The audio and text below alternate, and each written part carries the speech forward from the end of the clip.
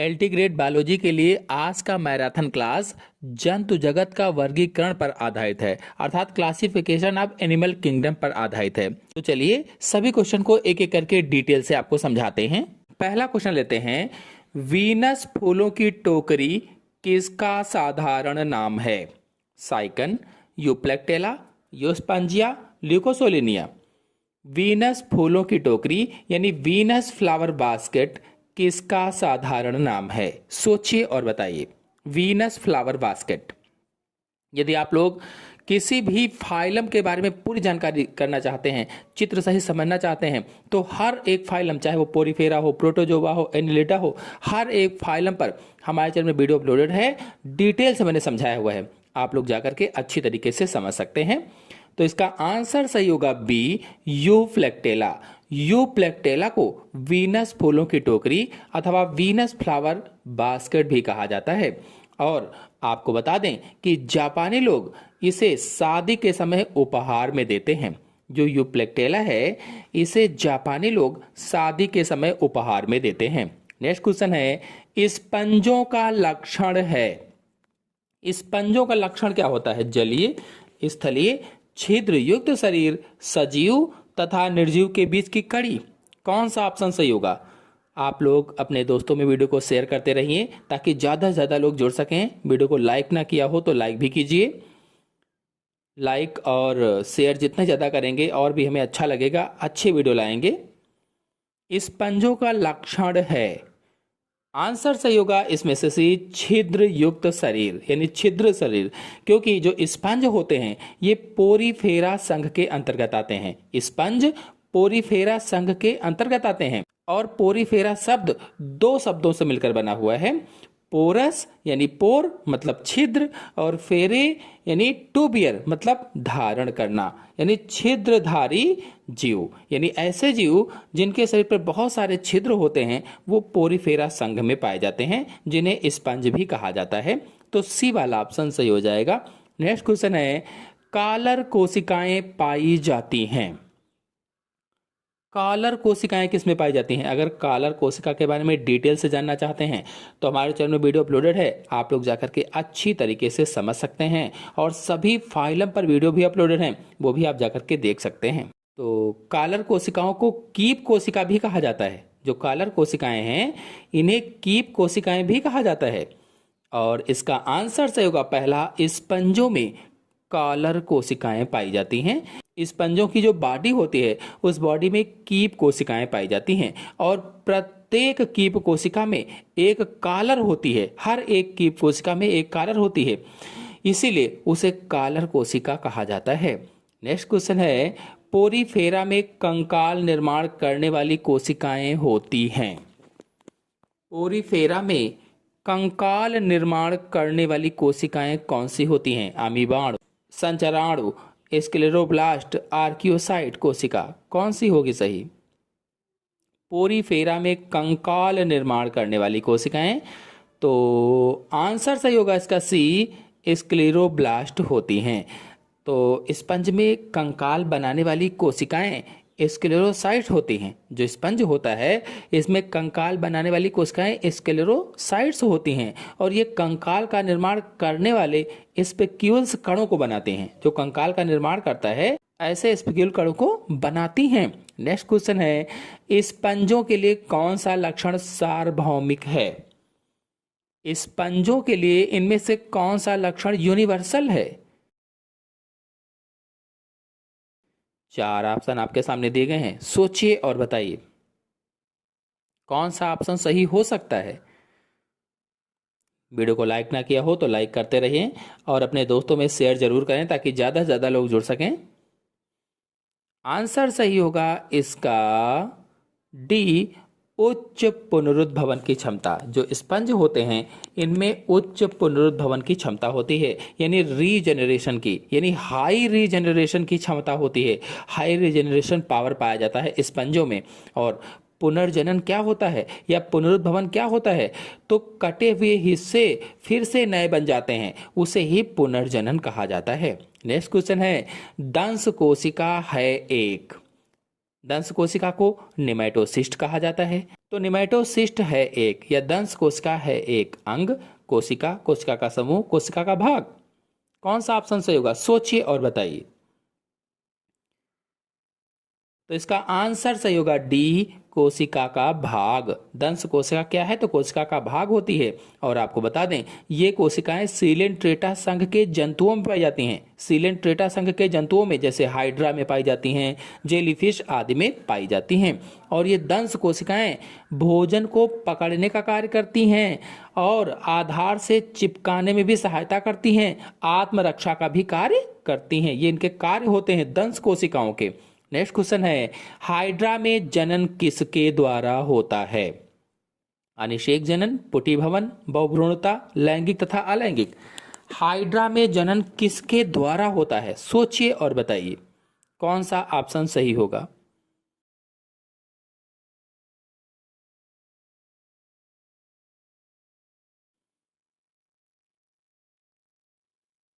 तो ऑप्शन सही होगा इसमें से डी, लैंगिक तथा अलैंगिक जनन हाइड्रा में पाया जाता है। जो हाइड्रा है, हाइड्रा में मुख्य रूप से मुकुलन द्वारा जनन होता है, यानी अलैंगिक जनन मुख्य रूप से पाया जाता है, वो भी कैसे, तो मुकुलन के द्वारा। लेकिन कुछ प्रजातियां जो होती हैं हाइड्रा में, उसमें लैंगिक जनन भी पाया जाता है। इसीलिए इसमें आंसर सही होगा डी, लैंगिक तथा अलैंगिक। यदि आप लोग हाइड्रा के बारे में और अधिक जानकारी चाहते हैं तो हमारे चैनल में हाइड्रा पर वीडियो अपलोडेड है, आप लोग जाइए और हाइड्रा वाला लेक्चर देख लीजिए। सर्च करिए हाइड्रा और स्पेस छोड़िए बायोलॉजी साइंसेस के, आ जाएगा, देख लीजिए। फिर अगला है, सर्वप्रथम किस वैज्ञानिक ने प्रोटोजोआ का अध्ययन किया? लीवेनहॉक ने, लिनियस ने, अरस्तू ने, लेमार्क ने। इनमें से कौन से ऐसे वैज्ञानिक हैं जिन्होंने सबसे पहले प्रोटोजोआ का अध्ययन किया था? तो आंसर सही होगा इसमें से पहला, ल्यूवेनहॉक ने सबसे पहले प्रोटोजोआ का अध्ययन किया था। आपको बता दें कि एंटोनी वान ल्यूवेनहॉक ने 17वीं शताब्दी में अपने द्वारा बनाई गई सूक्ष्मदर्शी से पहली बार प्रोटोजोआ का अध्ययन किया था। जो एंटोनी वान ल्यूवेनहॉक ने, इन्होंने खुद से सूक्ष्मदर्शी बनाई थी और अपनी ही द्वारा बनाई गई सूक्ष्मदर्शी से 17वीं शताब्दी में पहली बार प्रोटोजोआ का अध्ययन किया था। और जो इसमें से लीनियस हैं, इन्होंने द्विनाम पद्धति दी थी। इन्हें वर्गीकरण विज्ञान का जनक भी कहा जाता है, फादर ऑफ टैक्सोनॉमी भी कहा जाता है। और जो अरस्तु हैं, ये जंतु विज्ञान के जनक हैं। जो लेमार्क हैं, इन्होंने लेमार्कवाद दिया था। नेक्स्ट क्वेश्चन है, मलेरिया रोग किस प्रोटोजोआ के कारण होता है? 4 ऑप्शन आपके सामने दिए गए हैं और पूछा गया है, मलेरिया रोग किस प्रोटोजोआ के कारण होता है? सोचिए और बताइए कौन सा ऑप्शन सही होगा इसमें।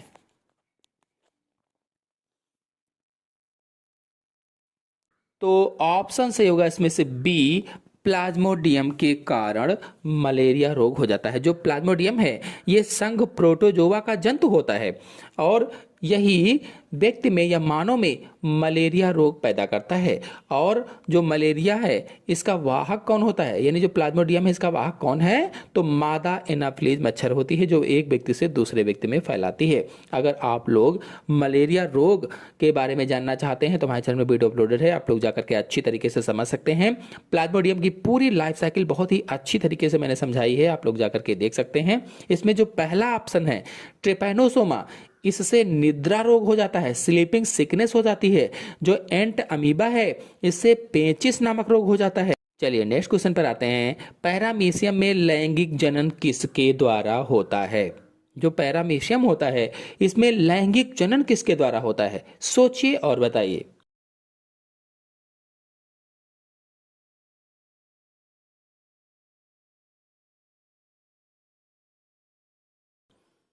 तो इसमें ऑप्शन सही होगा बी, संयुग्मन के द्वारा होता है, कॉन्जुगेशन के द्वारा पैरामीशियम में सेक्सुअल रिप्रोडक्शन की क्रिया होती है।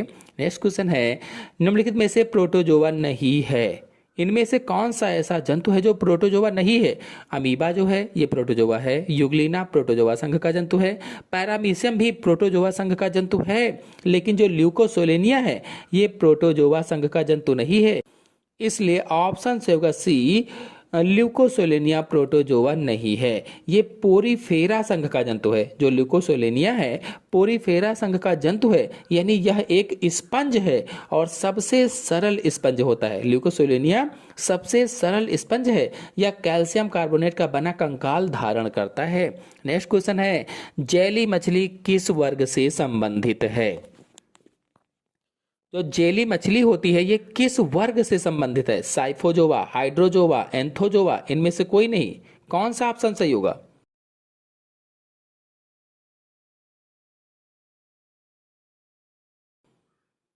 तो ऑप्शन सही होगा इसमें से पहला, साइफोजोवा वर्ग से संबंधित है, जिसे राइजोस्टोमा भी कहा जाता है। और आपको बता दें, जो हाइड्रोजोवा है इससे हाइड्रा संबंधित है, हाइड्रोजोवा से हाइड्रा संबंधित है। और जो एंथोजोवा है समुद्री पेन इससे संबंधित है, मैट्रीडियम संबंधित है। और आपको बताते चलें, यदि आप लोग इन सभी वर्गों के बारे में अच्छे से जानकारी चाहते हैं तो हमारे चैनल में वीडियो अपलोडेड है, आप लोग जाकर के अच्छी तरीके से समझ सकते हैं। नेक्स्ट क्वेश्चन है, निम्न में से कौन एक सीलेंट ट्रेट है? इनमें से कौन सा सीलेंट्रेट है, यानी सीलेंट्रेटा संघ का जंतु है? आपको बता दें कि सीलेंट्रेटा संघ का नया नाम निडेरिया है। निडेरिया जो है ये सीलेंट्रेटा संघ का नया नाम है। तो इसमें ऑप्शन से होगा पहला, समुद्री पेन सीलेंट्रेट है, समुद्री पेन। जबकि जो समुद्री अर्चिन है ये इकाइनोडर्मेटा संघ का जंतु है। समुद्री खीरा भी इकाइनोडर्मेटा संघ का जंतु होता है। नेक्स्ट क्वेश्चन है, फीता कृमि पोषक से अपना भोजन किसके द्वारा प्राप्त करते हैं? जो फीता कृमि है ये पोषक से अपना भोजन किसके द्वारा प्राप्त करते हैं? चार ऑप्शन आपके सामने दिए गए हैं, सोचिए और बताइए कि कौन सा ऑप्शन सही होगा।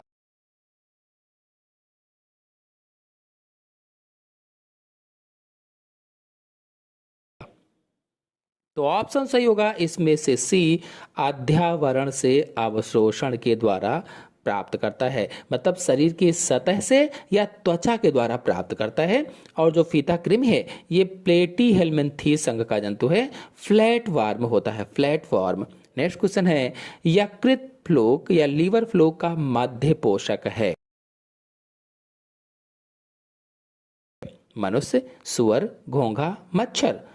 यकृत फ्लोक या लीवर फ्लोक का मध्य पोषक बताना है। तो इसका आंसर सही होगा सी, घोंघा होता है, घोंघा या पाइला। यदि आप लोग घोंघा पर वीडियो देखना चाहते हैं या पाइला पर पूरा लेक्चर समझना चाहते हैं तो हमारे चैनल में अपलोडेड है, आप लोग जाकर के अच्छी तरीके से समझ सकते हैं। नेक्स्ट क्वेश्चन है, ज्वाला कोशिकाएं या फ्लेम सेल्स पाई जाती हैं? ज्वाला कोशिकाएं किस में पाई जाती हैं? किस संघ में ज्वाला कोशिकाएं पाई जाती हैं? सोचिए और बताइए।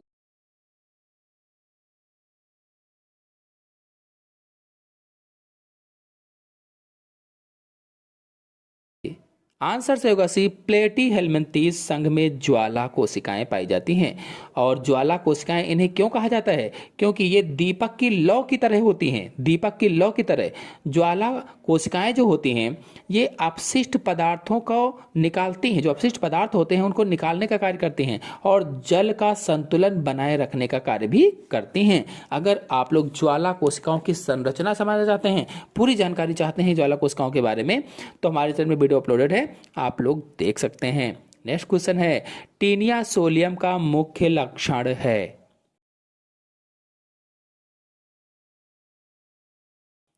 कौन सा ऑप्शन सही होगा? यदि आप लोगों ने अभी तक वीडियो को लाइक ना किया हो तो लाइक जरूर करें, अपने सभी दोस्तों में शेयर करें। टीनिया सोलियम का मुख्य लक्षण क्या होता है? सोचिए और बताइए। चार ऑप्शन आपके सामने दिए गए हैं, तो ऑप्शन सही होगा इसमें से डी, उपरोक्त सभी। नेक्स्ट क्वेश्चन है, गोल कृमि चपटे कृमि से किसकी उपस्थिति के कारण भिन्न होते हैं? सोचिए और बताइए।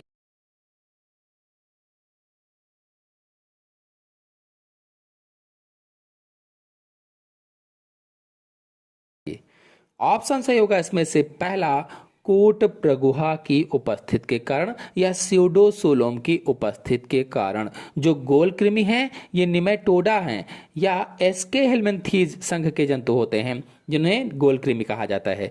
और जो चपटे कृमि हैं ये प्लेटी हेलमिंथीज है। नेक्स्ट क्वेश्चन है, बच्चों में पाया जाने वाला सामान्य कृमि है?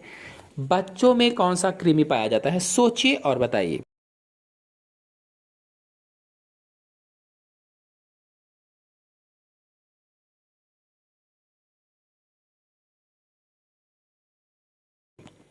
ऑप्शन से होगा इसमें से पहला एंट्रोबियस वर्मिकुलेरिस। जो एंट्रोबियस वर्मिकुलेरिस है ये बच्चों में पाया जाता है। इसे पिन कृमि भी कहा जाता है। ये एक निमेटोडा है, निमेटोडा वर्ग का है या निमेटोडा संघ का है। पिन कृमि कहा जाता है इसे। गुदा के पास खुजली करता है ये। नेक्स्ट क्वेश्चन है, केचुए के उत्सर्जी अंग हैं ज्वाला कोशिकाएं, प्रगुहा, नेफ्रिडिया, प्रेसड़ी। केचुए के उत्सर्जी अंग कौन से होते हैं? सोचिए और बताइए।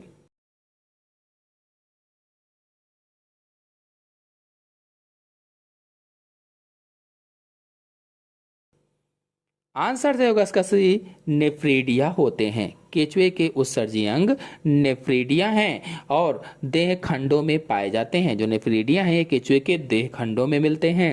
नेक्स्ट क्वेश्चन है, फेरिटीमा में रुधिर परिवहन तंत्र होता है बंद प्रकार का, पार्वीय, अधरीय, अध्यावड़ीय। फेरिटीमा में रुधिर परिवहन तंत्र या ब्लड सर्कुलेशन सिस्टम कैसा पाया जाता है? सोचिए और बताइए।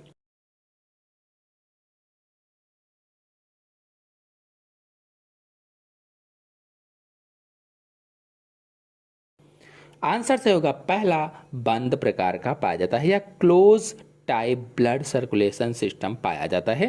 नेक्स्ट क्वेश्चन है, प्रगुही द्रव्य में गति किसके गमन में सहायक होती है?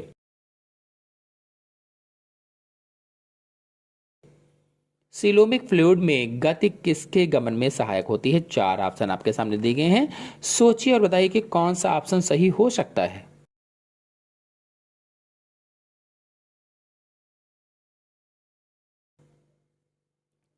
ऑप्शन सही होगा इसमें से डी, केचुआ। नेक्स्ट क्वेश्चन है, केचुए में अंडाशय किस खंड में उपस्थित होते हैं? जो केचुआ होता है उसमें अंडाशय किस खंड में उपस्थित होते हैं बताना है। सोचिए और बताइए।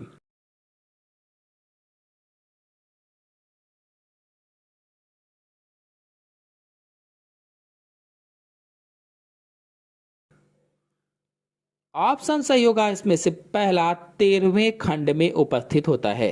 केचुए में अंडाशय 13वें खंड में उपस्थित होते हैं। केचुए का जो 13वां खंड होता है उसमें अंडाशय पाए जाते हैं और जो 14वां, 15वां और 16वां खंड होता है, केचुए में जो 14वां, 15वां और 16वां खंड होता है उसमें क्लाइटेलम पाया जाता है। क्लाइटेलम ये प्रजनन में हेल्प करता है, प्रजनन में, और अंडों के लिए कोकून बनाने का कार्य भी करता है। जो क्लाइटेलम है ये अंडों के लिए कोकून बनाने का कार्य भी करता है।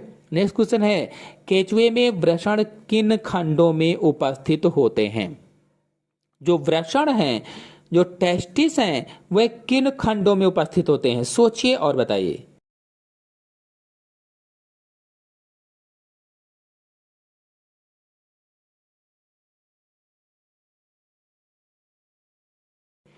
आंसर से होगा बी, 10वें तथा 11वें खंड में उपस्थित होते हैं। आपको बता दें कि केचुए में 100 से 120 तक खंड पाए जाते हैं जिनमें विभिन्न अंग अलग अलग पाए जाते हैं।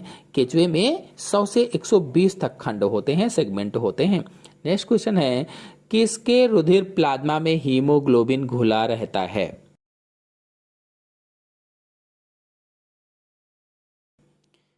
किसके रुधिर प्लाज्मा में हीमोग्लोबिन घुला रहता है? मेढक के, खरगोश के, तिलचट्टा के, केचुए के। किसके घुला रहेगा? सोचिए और बताइए।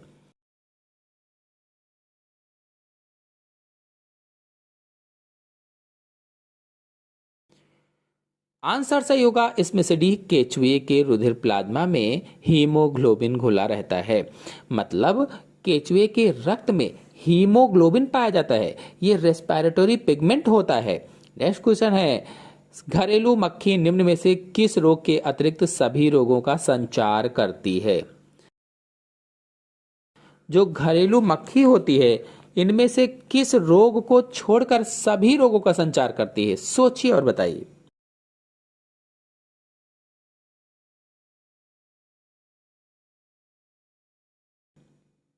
आंसर से होगा इसमें से डी, पीत ज्वर को छोड़कर। यानी पेचिस भी एक व्यक्ति से दूसरे व्यक्ति में फैलाती है, टाइफाइड रोग भी फैलाती है, हैजा रोग भी फैलाती है, लेकिन पीत ज्वर को नहीं फैलाती है। इसलिए ऑप्शन से होगा डी, पीत ज्वर। नेक्स्ट क्वेश्चन है, आर्थ्रोपोड में किसकी कमी होती है? आर्थ्रोपोड में किसकी कमी होती है? सोचिए और बताइए।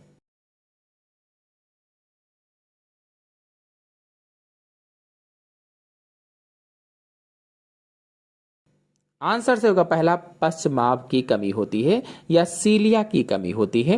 नेक्स्ट क्वेश्चन है, कीटों का लक्षण है।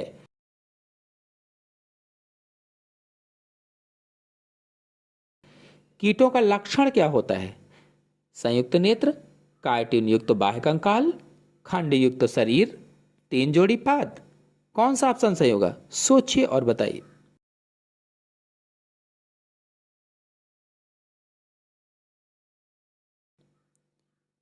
ऑप्शन सही होगा इसमें से डी, तीन जोड़ी पाद होते हैं। जो कीट होते हैं ये आर्थ्रोपोडा संघ के अंतर्गत आते हैं। अगर आप लोग आर्थ्रोपोडा संघ को अच्छी तरीके से समझना चाहते हैं तो मैंने लेक्चर डाला हुआ है, आप लोग जाकर के चैनल से देख सकते हैं। नेक्स्ट क्वेश्चन है, घरेलू मक्खी का मैगॉट होता है।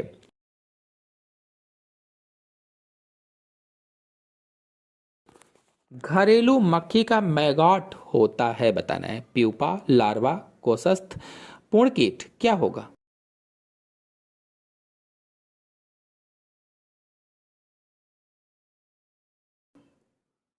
आंसर से होगा बी, घरेलू मक्खी का मैगाट लार्वा होता है। और अगर आप लोग घरेलू मक्खी के बारे में पूरी जानकारी चाहते हैं तो घरेलू मक्खी पर फुल लेक्चर अपलोडेड है, चित्र सही समझाया हुआ है। आप लोग जाकर के अच्छी तरीके से हमारे चैनल से समझ लीजिए, देख लीजिए। नेक्स्ट क्वेश्चन है, मच्छर द्वारा नहीं फैलता है।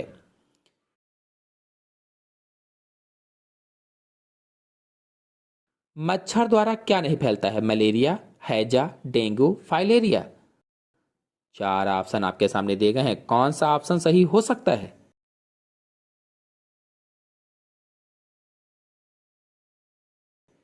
तो आंसर सही होगा इसमें से बी, हैजा। मच्छर के द्वारा हैजा नहीं फैलता है। जो हैजा है ये मक्खी के द्वारा फैलता है, मच्छर से नहीं। जबकि जो मलेरिया है ये मादा एनाफ्लीज मच्छर के द्वारा फैलता है।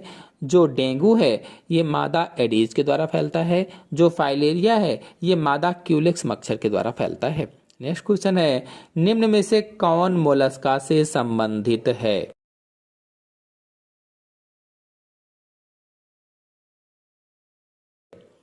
इनमें से कौन सा ऐसा है जो मोलस्का से संबंधित है?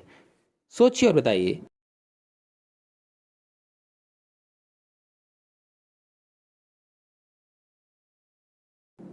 आंसर सही होगा इसमें से पहला, कटल मीन तथा पाइला मोलस्का से संबंधित है। नेक्स्ट क्वेश्चन है, ऑक्टोपस, स्क्विड तथा कटल मछली किससे संबंधित है? सोचिए और बताइए कौन सा ऑप्शन सही हो सकता है।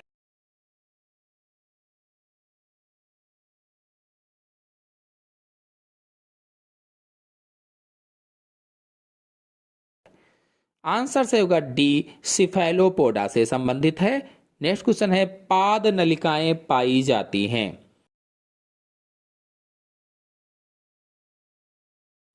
पाद नलिकाएं किसमें पाई जाती हैं?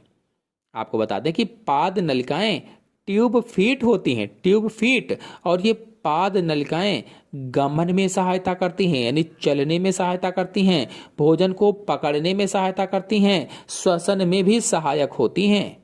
तो किस में पाई जाती हैं? आंसर से होगा डी, तारामीन में पाई जाती हैं या स्टार फिश में पाई जाती हैं पाद नलिकाएं। नेक्स्ट क्वेश्चन है, आर्य सममित पाई जाती है।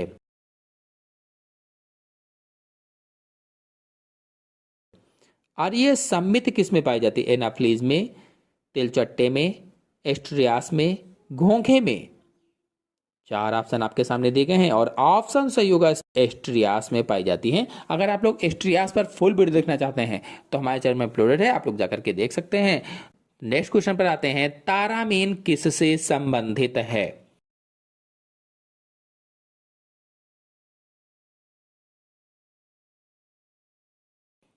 तारामीन किससे संबंधित है? सोचिए और बताइए।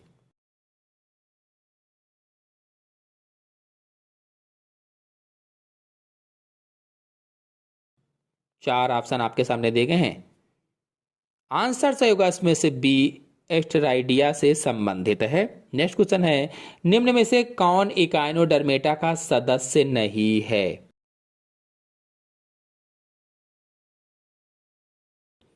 इनमें से कौन इकाइनोडर्मेटा का सदस्य नहीं है, बताना है। तो सोचिए और बताइए।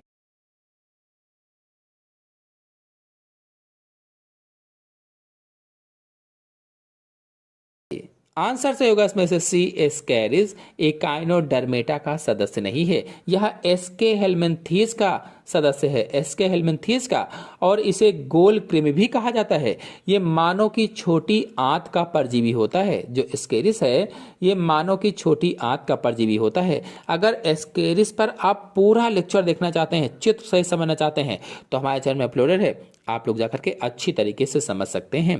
नेक्स्ट क्वेश्चन है, कौन सा शीत रुधिर तापी जंतु है?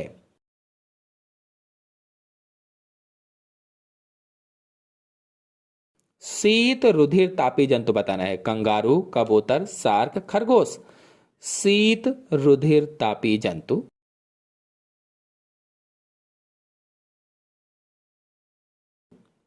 तो आंसर सही होगा इसमें से सी, शार्क होती है। आपको बता दें कि शीत रुधिर तापी जंतु किसे कहते हैं?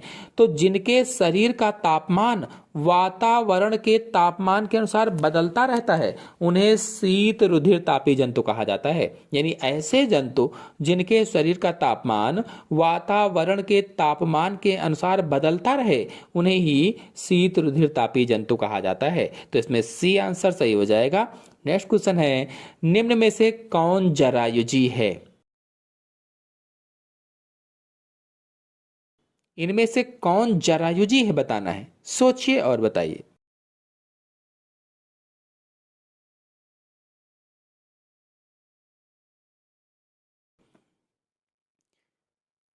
आंसर सही होगा पहला, शार्क। और आपको बता दें जरायुजी क्या है? ऐसे जीव जो बच्चे देते हैं, ऐसे जीव जो बच्चों को जन्म देते हैं, उन्हें ही जरायुजी कहा जाता है। नेक्स्ट क्वेश्चन है, समुद्री घोड़ा किसका उदाहरण है?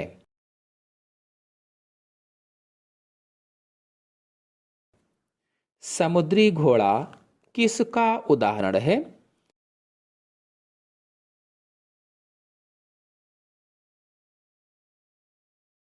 तो आंसर सही होगा इसमें से डी, मत्स्य वर्ग का उदाहरण है, मत्स्य वर्ग का। नेक्स्ट क्वेश्चन है, इथियोपिस किससे संबंधित है?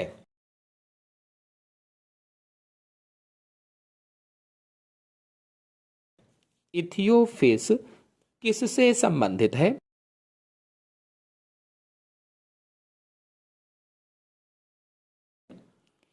तो आंसर सही होगा इसमें से डी, उभयचर वर्ग से संबंधित है। तो आज के अंक में इतना ही। वर्गीकरण पर आधारित आगे के क्वेश्चन नेक्स्ट वीडियो में लेकर के आएंगे। आशा है आपको पूरे क्वेश्चन अच्छी तरह समझ में आ गए होंगे। आ गए हो तो वीडियो को लाइक कीजिए, अपने सभी दोस्तों में शेयर कीजिए। चैनल पर पहली बार आए हैं तो चैनल को सब्सक्राइब भी कर लीजिए। धन्यवाद। एलटी ग्रेड बायोलॉजी क्लासेस के आज के अंक में आप सभी लोगों का स्वागत है। टॉपिक है जंतु जगत का वर्गीकरण अथवा क्लासिफिकेशन ऑफ एनिमल किंगडम। तो इस टॉपिक पर आधारित कुछ क्वेश्चन हो गए थे और कुछ शेष रह गए थे। चलिए शेष बचे क्वेश्चन को करा देते हैं। तो आगे का क्वेश्चन है, उभयचरों का हृदय होता है। उभयचरों का हृदय होता है त्रिकोष्ठीय, चार कोष्ठीय, द्विकोष्ठीय, एक कोष्ठीय। कैसा होगा? जो एम्फीबियन होते हैं उनका हार्ट कितने चैम्बर का होता है, बताना है।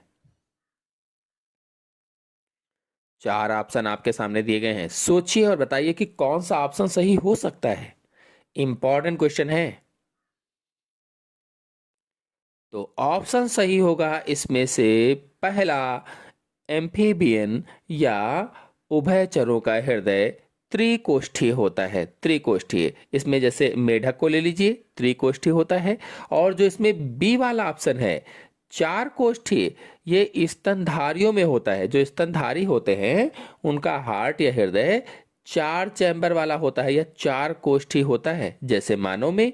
और जो सी वाला ऑप्शन है द्विकोष्ठीय, तो ये मछलियों में होता है, जैसे स्कोलियोडॉन में। जो मछलियां होती हैं कुछ मछलियों में पाया जाता है, जैसे स्कोलियोडॉन में। और जो डी वाला ऑप्शन है एक कोष्ठीय, तो ये अकशेरुकी जीवों में होता है। जो अकशेरुकी जीव होते हैं, इनवर्टिब्रेट एनिमल होते हैं, उनमें एक कोष्ठीय पाया जाता है, जैसे ऑक्टोपस में। नेक्स्ट क्वेश्चन है, निम्न में से कौन एक सत्य उभयचर नहीं है? सत्य उभयचर कौन नहीं है ये बताना है। सोचिए और बताइए कि कौन सा ऑप्शन सही हो सकता है। यदि आप लोगों ने अभी तक वीडियो को लाइक ना किया हो तो लाइक जरूर कीजिए, क्योंकि लाइक का कोई भी पैसा नहीं कटता है। और अपने दोस्तों में शेयर कर दीजिए ताकि ज़्यादा से ज़्यादा लोग जुड़ सकें। जितने अधिक लोग जुड़ेंगे हमें बहुत अच्छा लगेगा और भी अच्छे वीडियो आपके लिए लाएंगे। तो इसका आंसर सही होगा सी, कछुआ। सत्य उभयचर कछुआ नहीं है। आपको बता दें कि जो कछुआ है ये सरीसृप वर्ग का प्राणी है। सरीसृप वर्ग का प्राणी है और इसके शरीर पर कठोर कवच पाया जाता है, कठोर कवच।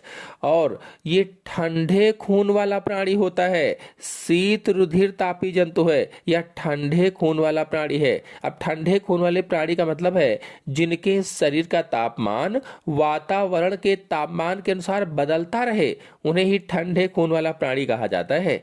नेक्स्ट क्वेश्चन है, मेढक की त्वचा में उपस्थित ग्रंथियां होती हैं। मेढक की जो त्वचा होती है, स्किन होती है, उस पर उपस्थित जो ग्लैंड होती हैं या ग्रंथियां होती हैं, वह इसमें से कौन सा ऑप्शन सही है? सोचिए और बताइए कौन सा सही हो सकता है। चार ऑप्शन आपके सामने दिए गए हैं।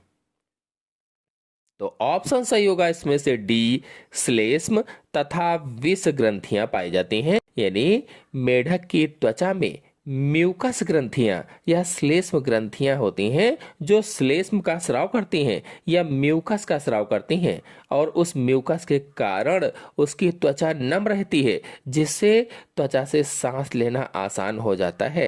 नेक्स्ट क्वेश्चन है, एक विषहीन सर्प है। विषहीन सर्प जिसके विष नहीं होता है। सोचिए और बताइए कि कौन सा ऑप्शन सही हो सकता है। विषहीन सर्प बताना है।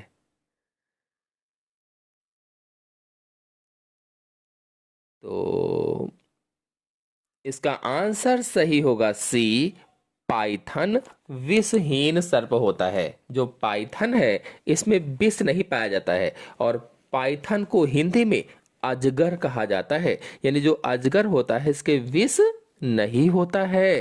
और आपको बता दें, अजगर के अलावा और कौन कौन से सांप हैं जिनमें विष नहीं होता है? तो धामिन, बुल स्नेक आदि जो सांप होते हैं इनमें विष नहीं होता है। यानी अजगर, धामिन, बुल स्नेक ये सब विषहीन सर्प होते हैं।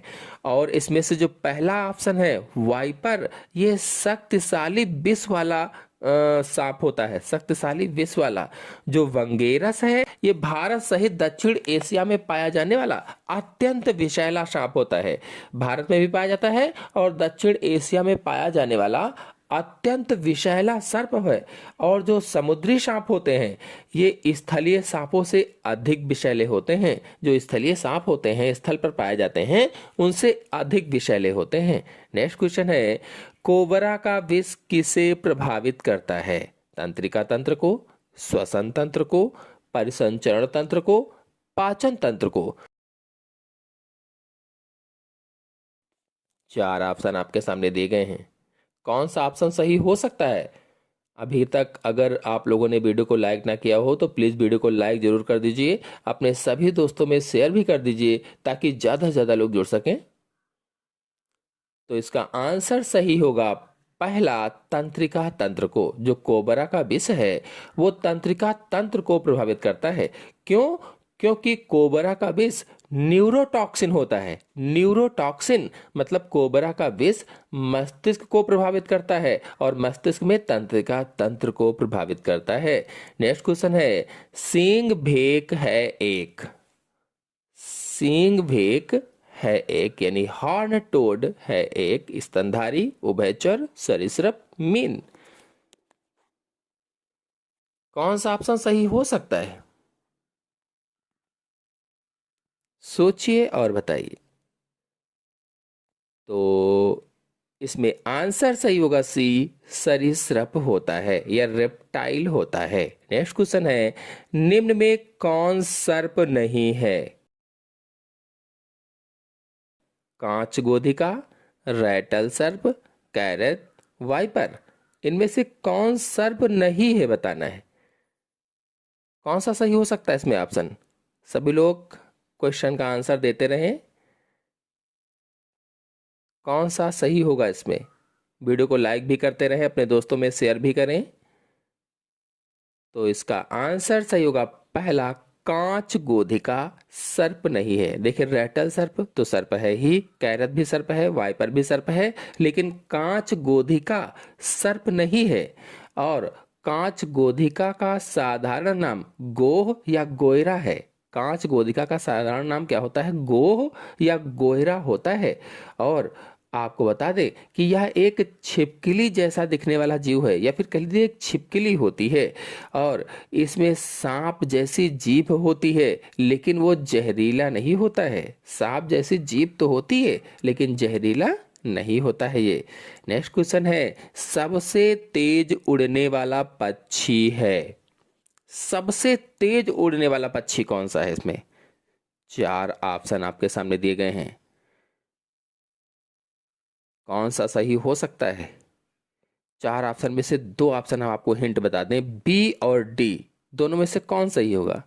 बी सही होगा कि डी सही होगा? सबसे तेज उड़ने वाला पक्षी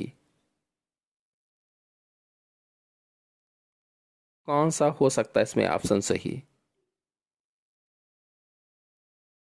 तो इसमें ऑप्शन सही होगा डी, फैल्कन सबसे तेज उड़ने वाला पक्षी है। और फैल्कन पेरीग्रीन बाज होता है, एक बाज की प्रजाति है पेरीग्रीन बाज, जो सबसे तेज उड़ने वाला पक्षी है। ये 300 किलोमीटर प्रति घंटा से भी अधिक गोता लगाते समय गति करता है। जब गोता लगाने लगता है तो उस समय इसकी गति 300 किलोमीटर प्रति घंटा से भी अधिक होती है। नेक्स्ट क्वेश्चन है, पक्षियों में सक्रिय अंडाशय तथा अंडवाहिनी है। जो पक्षी होते हैं उसमें सक्रिय अंडाशय और अंडवाहिनी है। कौन सा ऑप्शन सही हो सकता है? सभी लोग वीडियो को लाइक जरूर करें, अपने दोस्तों में शेयर भी कीजिए। कौन सा ऑप्शन सही होगा? तो ऑप्शन सही होगा इसमें से बी, बाईं ओर। पक्षियों में सक्रिय अंडाशय और अंडवाहिनी बाईं ओर होते हैं। बता दें कि जो पक्षी होते हैं इसमें 2 अंडाशय और 2 अंडवाहिनी पाई जाती हैं। पक्षियों में 2 अंडाशय और 2 अंडवाहिनियां पाई जाती हैं। अब इनमें जो पाई जाती हैं, जब ये बड़े होने लगते हैं, यानी जब वयस्क होते हैं, तो दाईं तरफ के अपहासित हो जाते हैं। जो दाईं तरफ के अंडाशय और अंडवाहिनी होते हैं वो विकसित नहीं हो पाते सही से, अपरासित हो जाते हैं और बाईं ओर के क्रियाशील रहते हैं, इसलिए इसमें बाईं ओर के बच्चे रहते हैं, कह दीजिए इस तरह से। नेक्स्ट क्वेश्चन है, आर्कियोपेटेरिक्स है। आर्कियोपेटेरिक्स क्या है? तो आपको बता दें कि आर्कियोपेटेरिक्स एक जीवाश्म है, जीवाश्म है, और ये पक्षी तथा सरीसृप के बीच की कड़ी माना गया है। पक्षी और सरीसृप के बीच की कड़ी, या ऐसे कह लो कि सरीसृप और पक्षियों के बीच की कड़ी को आर्कियोपेटेरिक्स कहा जाता है। अब इसमें कौन सा ऑप्शन सही होगा? तो ऑप्शन सही होगा इसमें से पहला, विलुप्त पक्षी है। जीवाश्म एक विलुप्त पक्षी है, मतलब यह अब जीवित नहीं है, इसका जीवाश्म ही है। और आपको बता दें कि इसकी जो प्रजाति है, यानी जो आर्कियोपेटेरिक्स है, इसकी उत्पत्ति जुरैसिक काल में 140 करोड़ वर्ष पहले हुई थी।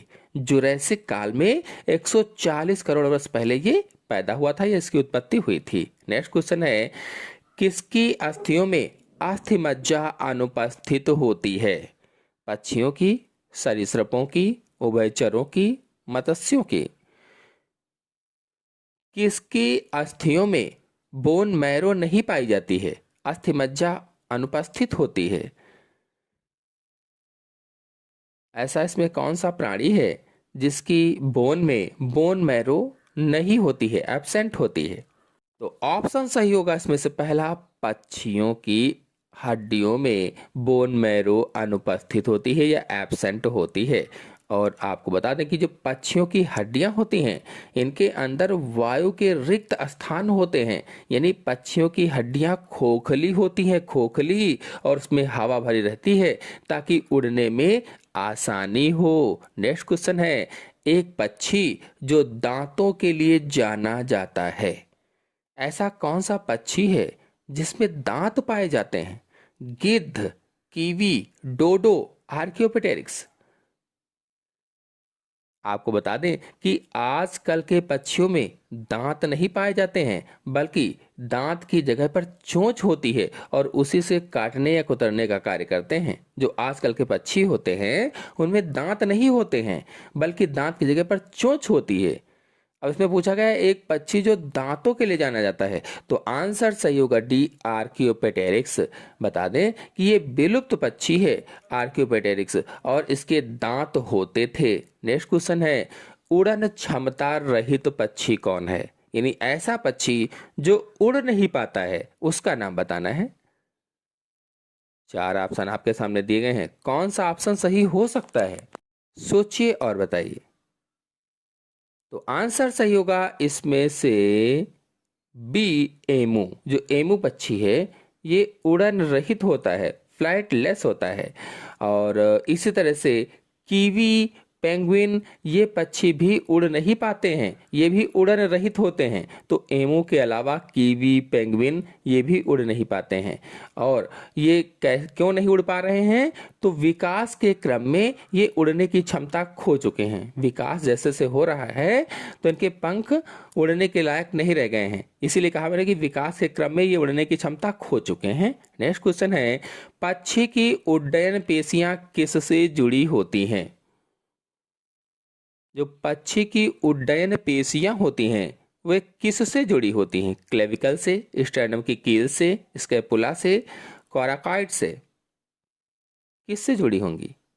चार ऑप्शन आपके सामने दिए गए हैं, कौन सा ऑप्शन सही हो सकता है इसमें से? तो ऑप्शन सही होगा बी, स्टर्नम की कील से जुड़े होते हैं। वक्ष, अस्थि या फिर उसकी कील से जुड़े होते हैं, ऐसा भी हम कह सकते हैं। नेक्स्ट क्वेश्चन है, पेंगुइन में होते हैं, पेंगुइन में क्या होते हैं? लंबे पैर, चप्पू के समान पंख, अंडे रखने के लिए कोष्ठ, दो आगे की ओर तथा दो पीछे की ओर निर्देशित पात। कौन सा ऑप्शन सही होगा? सोचिए और बताइए। तो ऑप्शन सही होगा इसमें से बी, चप्पू के समान पंख होते हैं और ये पंख तैरने के काम आते हैं। नेक्स्ट क्वेश्चन है, ऐसा स्तनधारी जो अंडे देता है,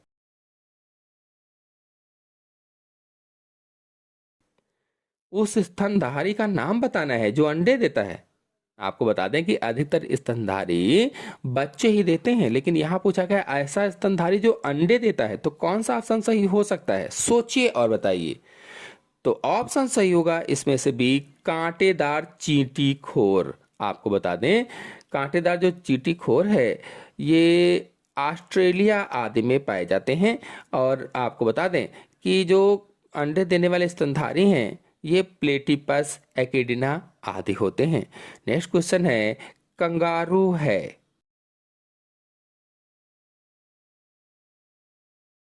चार ऑप्शन आपके सामने दिए गए हैं, क्या होगा इसमें से? सोचिए और बताइए।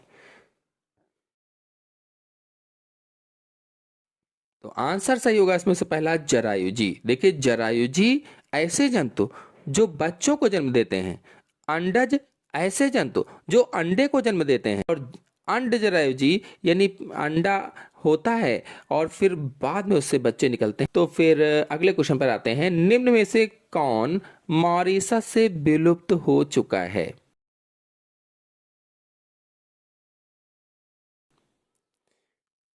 शेर, डोडो, चीता, दो सींग वाला गैंडा। कौन मॉरिशस से विलुप्त हो चुका है, बताइए।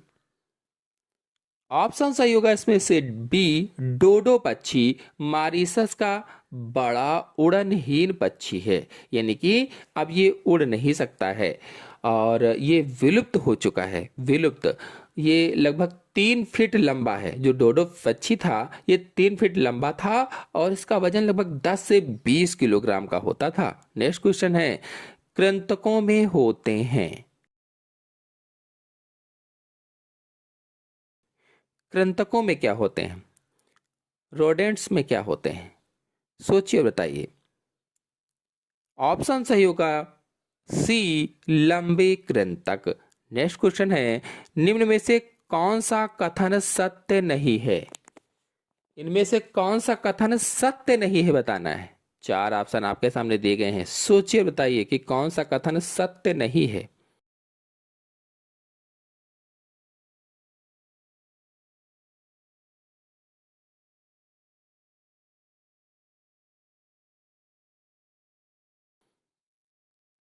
ऑप्शन सही होगा इसमें से पहला, संग फोरी फेरा के जंतु जिन्हें स्पंज कहते हैं, इनमें जनन केवल अलैंगिक या मुकुलन के द्वारा होता है, ये सत्य नहीं है। नेक्स्ट क्वेश्चन है, जीवधारियों के विकास में सही कालानुक्रम जिसमें चमगादड़, शुतुरमुर्ग, समुद्री घोड़ा तथा कछुआ प्रकट होते हैं, इनके प्रकट होने का सही क्रम बताना है, कालानुक्रम बताना है। सोचिए और बताइए कि कौन सा समूह सही होगा।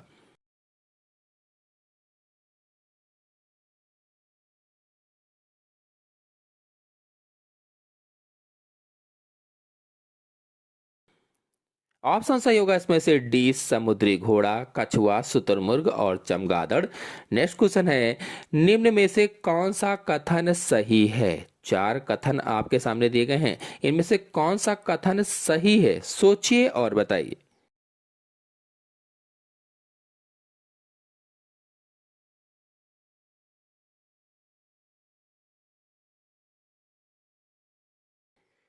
ऑप्शन सही होगा इसमें से सी, सभी कशेरुकी कार्डेटा होते हैं, परंतु सभी कार्डेटा कशेरुकी नहीं होते।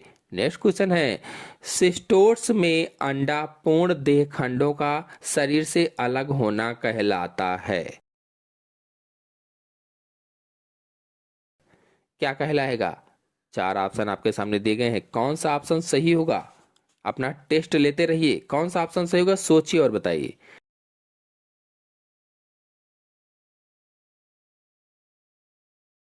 ऑप्शन सही होगा पहला, प्रमोचन कहलाता है, प्रमोचन। नेक्स्ट क्वेश्चन है, टीनिया में उत्सर्जन के लिए कौन सी संरचनाएं होती हैं? जो टीनिया होती है उसमें उत्सर्जन के लिए कौन सी संरचनाएं होती हैं? इन चारों ऑप्शन में से सोचिए और बताइए कि कौन सा सही होगा। तो ऑप्शन सही होगा इसमें से पहला, सोलेनोसाइट्स होते हैं, सोलेनोसाइट्स। नेक्स्ट क्वेश्चन है, निम्नलिखित में से किस एक जीव का सही वैज्ञानिक नाम जो नामकरण के अंतरराष्ट्रीय नियमों के अनुसार सही छापा गया है तथा जिसका वर्णन भी किया गया है, कौन सा है? सोचिए और बताइए।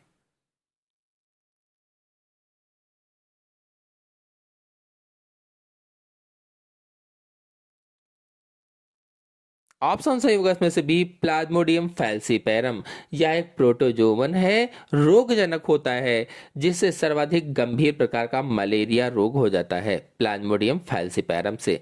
नेक्स्ट क्वेश्चन है, काकरोच में चवाणक अंग है।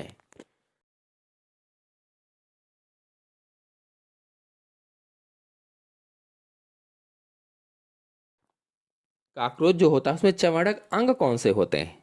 सोचिए और बताइए।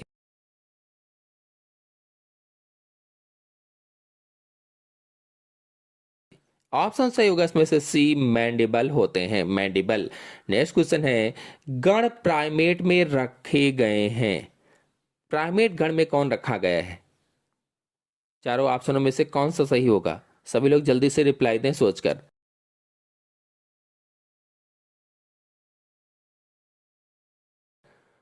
आंसर सही होगा सी, बंदर और मनुष्य रखे गए हैं। नेक्स्ट क्वेश्चन है, साइकन का लार्वा है।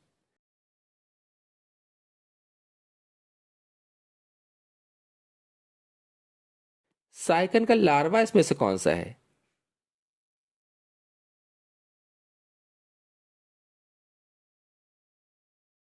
ऑप्शन सही होगा बी, एम्फीब्लास्टुला होता है, एम्फीब्लास्टुला। नेक्स्ट क्वेश्चन है, नेरीज, बिच्छू, कॉकरोच तथा सिल्वर फिश के विषय में क्या सही है? नेरीज, बिच्छू, कॉकरोच और सिल्वर फिश के विषय में इनमें से क्या सही है? चार कथन दिए गए हैं, कौन सा सही होगा?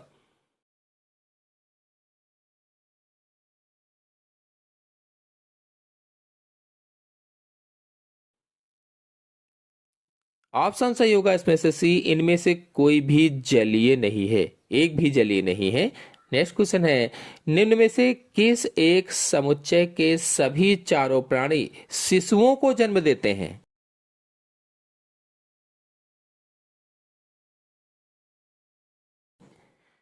इनमें से कौन सा ऐसा समुच्चय, कौन सा समूह है जिसके चारों जंतु शिशुओं को यानी बच्चों को जन्म देते हैं?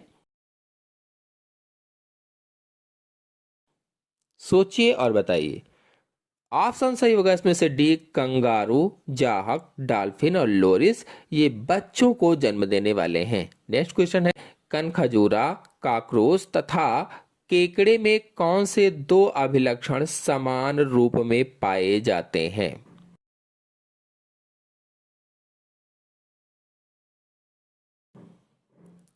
चार ऑप्शन आपके सामने दिए गए हैं, कौन सा ऑप्शन सही होगा? ऑप्शन सही होगा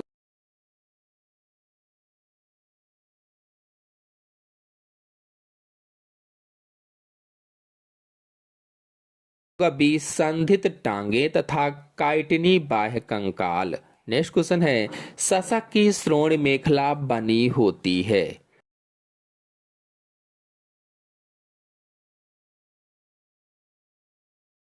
सशक की श्रोण मेखला किसकी बनी होती है? सोचिए और बताइए। ऑप्शन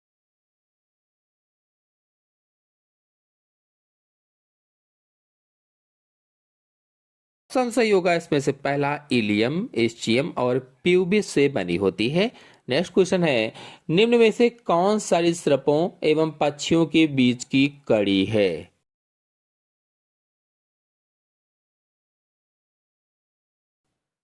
सरीसृपों और पक्षियों के बीच की कड़ी तो अभी मैंने समझाया भी था एक क्वेश्चन में। इसमें आंसर सही होगा पहला, आर्कियोपेटेरिक्स है। नेक्स्ट क्वेश्चन है, निम्न में से किस एक संघ को उसके दो सामान्य अभिलक्षणों से सही मिलाया गया है?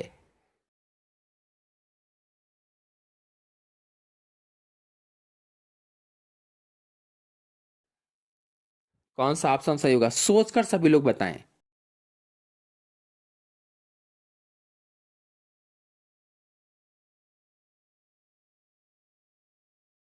आंसर से होगा पहला, आर्थ्रोपोडा।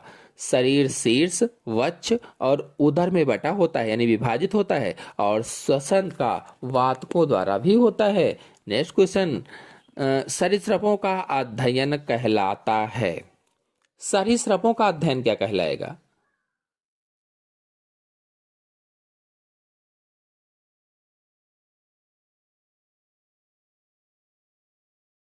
तो आंसर सही होगा इसमें से पहला, हर्पेटोलॉजी कहलाता है। आपको बता दें, हर्पेटोलॉजी जंतु विज्ञान की वह शाखा है जो सरीसृपों और उभयचर दोनों के अध्ययन से संबंधित है।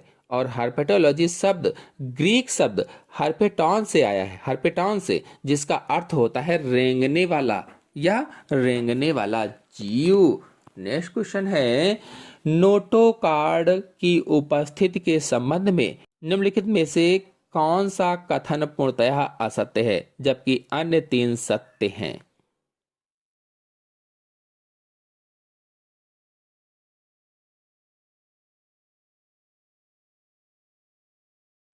सोचिए और बताइए।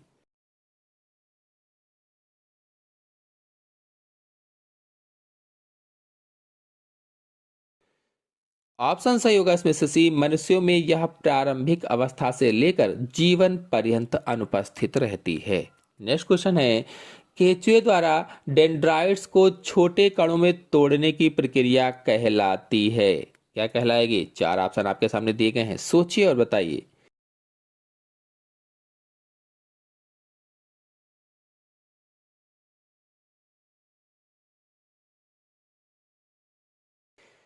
ऑप्शन सही होगा इसमें से बी, विखंडन कहलाती है, विखंडन। नेक्स्ट क्वेश्चन है, निम्नलिखित के लिंग की पहचान के लिए आप क्या देखेंगे? लिंग की पहचान के लिए क्या देखेंगे?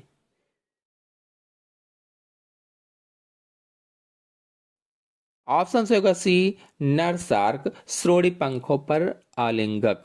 नेक्स्ट क्वेश्चन है, एंटमीबा का संक्रमण होता है। चार ऑप्शन आपके सामने।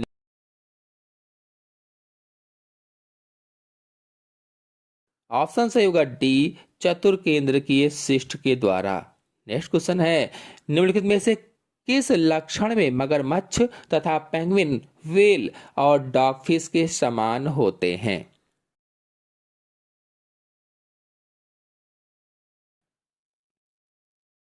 तो ऑप्शन कौन सा सही होगा, सोचिए और बताइए। ऑप्शन सही होगा इसमें से डी, जीवन की किसी अवस्था पर क्लोम विदर की उपस्थिति। नेक्स्ट क्वेश्चन है, निम्नलिखित में से किस एक जोड़े के दोनों प्राणी उनके आगे दिए गए पहलू के विषय में एक दूसरे के समान हैं? सोचिए और बताइए कौन सा ऑप्शन सही होगा।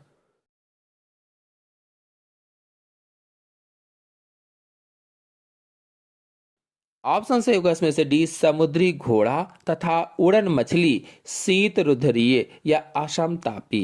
नेक्स्ट क्वेश्चन है, निम्नलिखित में से प्राणियों की वह कौन सी एक श्रेणी है जिसका बिना एक भी अपवाद के सही वर्णन किया गया है? सोचिए और बताइए कि कौन सा ऑप्शन सही होगा।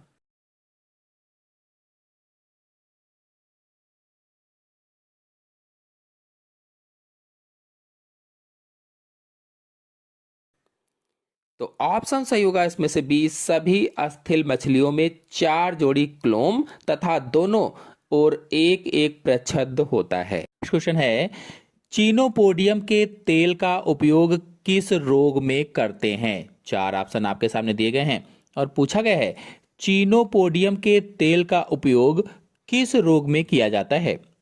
आपको बता दें कि जो चीनोपोडियम है यह तेल गोल कृमिनाशक होता है, गोल कृमिनाशक, और एस्केरिस गोल कृमि है, इसलिए इसमें ऑप्शन से होगा पहला, एस्केरिएसिस। यानी एस्केरिएसिस नामक जो रोग हो जाता है उसमें इसका उपयोग किया जाता है। अब इसमें से जो बी ऑप्शन है, मलेरिया, तो मलेरिया जो होता है ये प्लाज्मोडियम से होता है और मलेरिया ठीक करने के लिए कुनैन का प्रयोग किया जाता है, कुनैन का, जो सिनकोना से प्राप्त होता है। और आपको बता दें जो इसमें से सी ऑप्शन है, फाइलेरिएसिस, तो फाइलेरिएसिस फील पांव होता है अथवा इसे हाथी पांव भी कहा जाता है या फिर इसे फाइलेरिया रोग भी कहा जाता है। और जो टाइफाइड है, डी वाला ऑप्शन, तो जो टाइफाइड रोग है इसके इलाज के लिए एंटीबायोटिक दवाओं का उपयोग किया जाता है।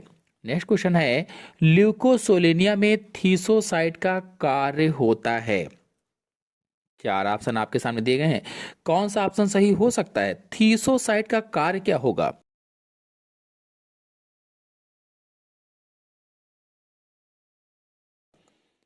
तो आंसर सही होगा इसका सी, पोषक पदार्थ का संग्रहण करना, स्टोरेज ऑफ फूड मटेरियल। आपको बता दें कि ल्यूकोसोलेनिया यानी एक प्रकार का जो स्पंज है उसे ल्यूकोसोलेनिया कहा गया है।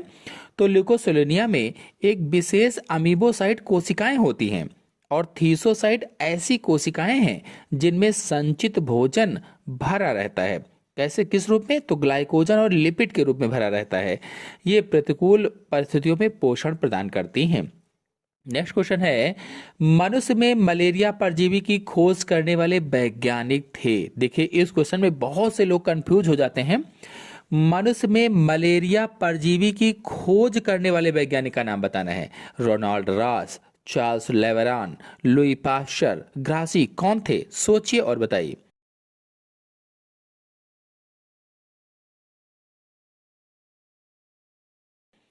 आंसर से होगा इसका बी, चार्ल्स लेवरान थे। आपको बता दें कि चार्ल्स लेवरान ने सन 1880 में सबसे पहले मनुष्य के रक्त में मलेरिया परजीवी को देखा था, यानी प्लाज्मोडियम को देखा था, और इसके लिए उन्हें नोबेल पुरस्कार से सम्मानित भी किया गया था। आपको बता दें, बहुत से लोग इसका आंसर रोनाल्ड रास बताएंगे, लेकिन रोनाल्ड रास ने यह सिद्ध किया था कि मलेरिया का संचरण मादा एनाफ्लीज मच्छर द्वारा होता है। उन्होंने इसकी खोज नहीं की थी, उन्होंने केवल यह सिद्ध किया था कि जो मलेरिया रोग फैलता है ये मादा एनाफ्लीज मच्छर के द्वारा फैलता है। नेक्स्ट क्वेश्चन है, मलेरिया परजीवी के जीवन चक्र में साइजांट कहाँ बनता है? चार ऑप्शन आपके सामने दिए गए हैं। आरबीसी में, यकृत में, ए और बी दोनों में, केवल मादा एनाफ्लीज के आमाशय में। मलेरिया परजीवी के जीवन चक्र में साइजांट कहाँ बनता है? सोचिए और बताइए कि इसमें कौन सा ऑप्शन सही हो सकता है।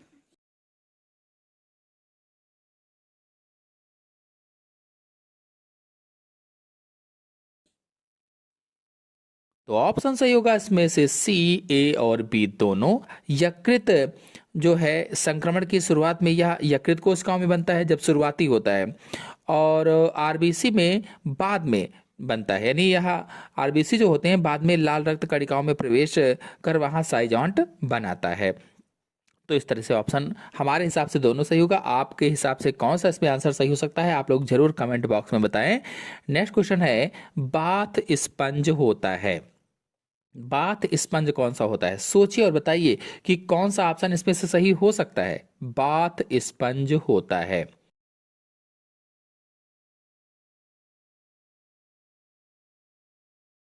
आंसर से होगा इसमें से सी, यूस्पांजिया होता है। बता दें कि यूस्पांजिया को व्यावसायिक रूप से बाथ स्पंज कहा जाता है।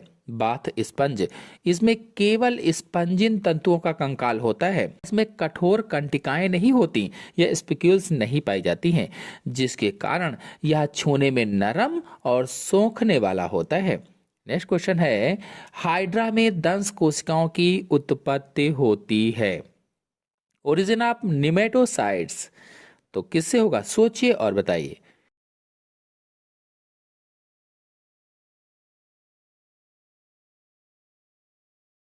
आंसर से होगा इसमें से पहला बाह्य चर्म या एक्टोडर्म से होती है। आपको बता दें, हाइड्रा की दंश कोशिकाएं अथवा निमेटोसाइट्स शरीर की बाहरी परत यानी एक्टोडर्म से उत्पन्न होती हैं, और ये कोशिकाएं हाइड्रा को शिकार पकड़ने और आत्मरक्षा में मदद करती हैं। नेक्स्ट क्वेश्चन है, मोती उद्योग के लिए कौन सा स्पंज हानिकारक है? Harmful sponge of pearl industry.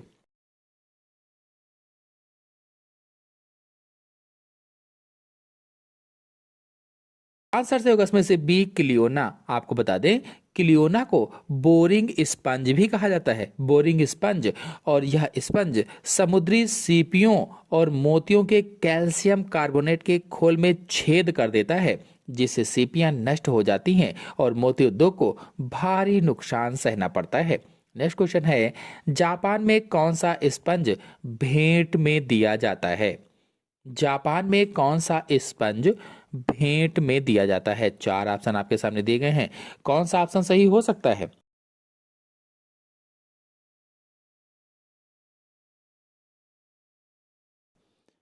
Option से होगा इसमें से बी, यू प्लेक्टेला। आपको बता दें, यू प्लेक्टेला को सामान्यतः बीनस की फूलों की टोकरी कहते हैं, यानी बीनस फ्लावर बास्केट कहा जाता है, और जापान में इसे शादी के समय उपहार में दिया जाता है। इसका कारण यह है कि इसके जालीदार कंकाल के अंदर झींगों का एक जोड़ा यानी नर और मादा रहता है।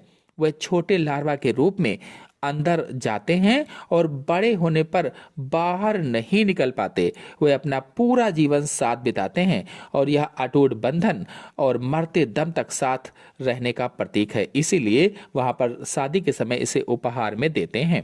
नेक्स्ट क्वेश्चन है, जातियों की संख्या के आधार पर सबसे बड़ा संघ है। सोचिए और बताइए कि कौन सा ऑप्शन सही होगा इसमें से।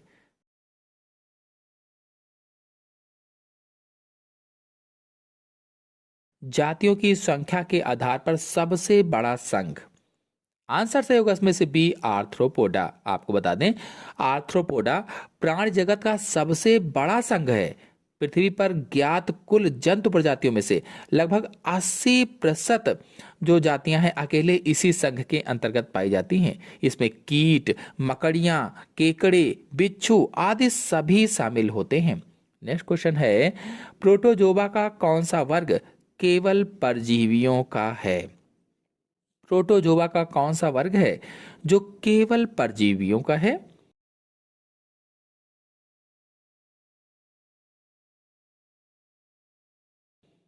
तो आंसर सही होगा इसमें से डी वाला स्पोरोजोआ। आपको बता दें स्पोरोजोआ वर्ग के सभी सदस्य अंतः परजीवी होते हैं। नेक्स्ट क्वेश्चन है, टीनिया सोलियम का सिस्टी सर्कस लार्वा पाया जाता है, किसमें पाया जाएगा? सोचिए और बताइए कि कौन सा ऑप्शन सही हो सकता है। ऑप्शन सही होगा इसमें से सी, सुअर में पाया जाता है। आपको बता दें कि टीनिया सोलियम का जीवन चक्र 2 पोषकों में पूरा होता है, मनुष्य और सुअर। मनुष्य प्राइमरी होस्ट होता है, यहाँ वयस्क फीता कृमि पाया जाता है, जबकि सुअर सेकेंडरी होस्ट होता है। और जब सुअर संक्रमित मल खाता है तो उसके शरीर में सिस्टी सर्कस लार्वा विकसित हो जाता है। इसे मीजली पार्क भी कहा जाता है। नेक्स्ट क्वेश्चन है, निम्न में से एस्केरिस का लार्वा कौन सा है?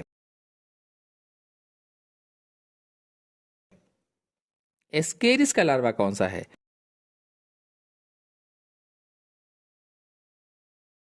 तो हम सभी लोग जानते हैं इसमें से पहला ऑप्शन से रेहबिडिटी फार्म लार्वा एस्केरिस का लार्वा होता है। नेक्स्ट क्वेश्चन है, काकरोच से आने वाली तीव्र दुर्गंध का कारण है?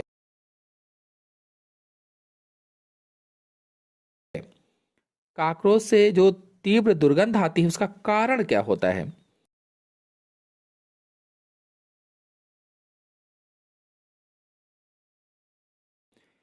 तो इसका आंसर से होगा सी, फेरोमोन का श्रावण, सिक्रीशन ऑफ फेरोमोन। इसके कारण उसे तीव्र दुर्गंध आती है। काकरोच के शरीर में विशेष गंध ग्रंथियां होती हैं जो फेरोमोन का श्रावण करती हैं। नेक्स्ट क्वेश्चन है, जापान में किसे मोती उद्योग का जनक कहा जाता है?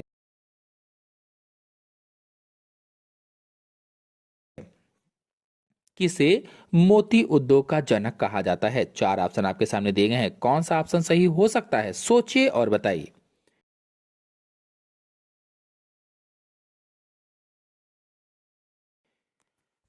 ऑप्शन से होगा इसमें से सी, कोकीची मिकीमोटो।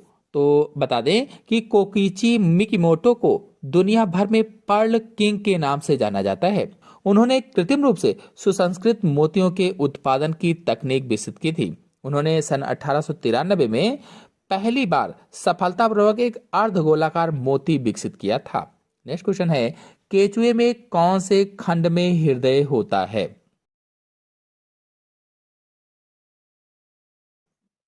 4 ऑप्शन आपके सामने दिए गए हैं, कौन से खंड में होगा?